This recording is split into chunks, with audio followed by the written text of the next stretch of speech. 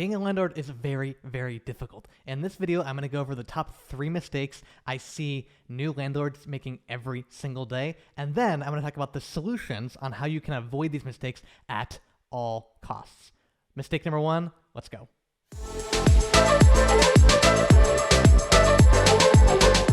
Number 1 is keeping the rent price year after year after year the same. If you've had the same tenant or multiple tenants and you keep on renting the new lease, each time it renews, you're renewing it for the same price over and over again, you are definitely leaving money on the table. Inflation was 5% this year, and it's only going up from here. All indicators point north for inflation, 5%. So that means if you rent your house for $1,000 a month, and last year you charged $1,000, same time this year, that means that $1,000 a month you're charging right now is actually only $950. You take away the 5%, so you're actually making less money on your rental today than you were last year. That's a bad deal for you. To compensate for that, increase your rent by at least 5%. I would recommend 10%. What I've seen some people do is 5% in a few months, 5% in the next few months. If you do it a stair stepper, it doesn't feel as drastic for the tenant.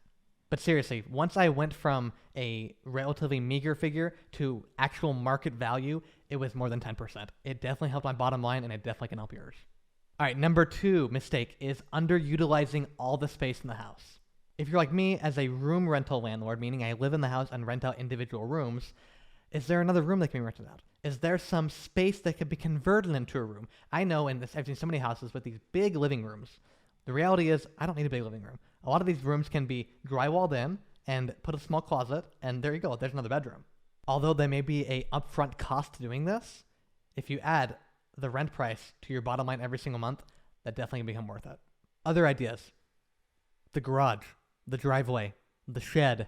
If you have space, if you have any large amount, if you have a large lot, you can rent out space to RVers. There are so many different ways to convert and make the house even more. You can utilize the house even more. All right, mistake number 3 is not squeezing all the juice out of the orange. Have you ever made freshly made orange juice, freshly squeezed? Squeezing out that last little bit out of the orange to get that last little bit of juice usually tastes the sweetest.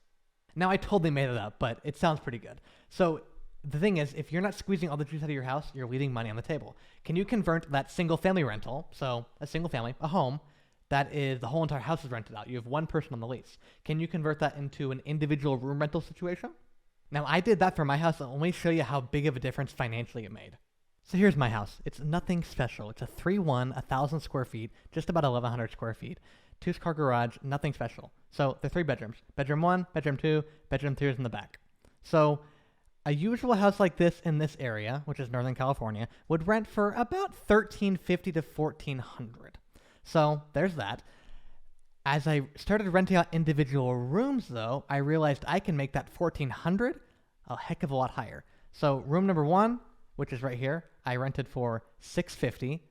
This guy on the corner was grandfathered in. He was in here for 3 years. And if you go back to mistake number 1, I kept his rent price the same all 3 years. $650, $575, and then $695 on the back room that you can't see from here. That all came to just about $1,900. So I went from $1,400 to $1,900.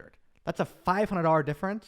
And it does take a little more management, obviously, but man, was I leaving $500? That's $6,000 a year I was leaving on the table because I was renting out the whole place compared to each individual room made such a huge difference.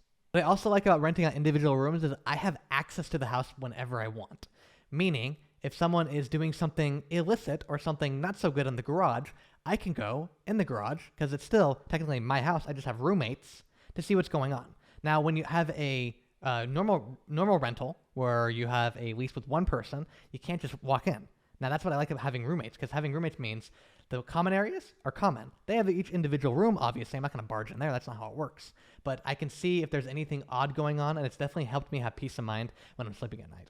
It definitely takes more management and more of a day-to-day type activity, but for the $500 extra per month, which turns into $6,000 a year, it definitely was worth it for me. So those are the 3 mistakes. Keeping the rent price, you got to raise the rent. Raise the rent on a normal basis. So when your tenant stays there for years, they see a rent increase is going to happen every so often. Now, that may scare some people away, but guess what?